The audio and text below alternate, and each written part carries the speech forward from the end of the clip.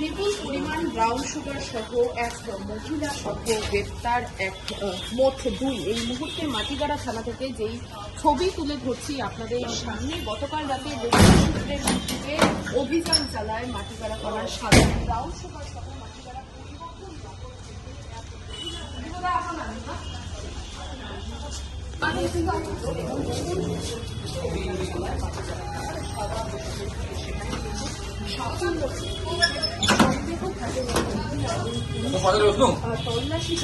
তল্লাশিকালে তাদের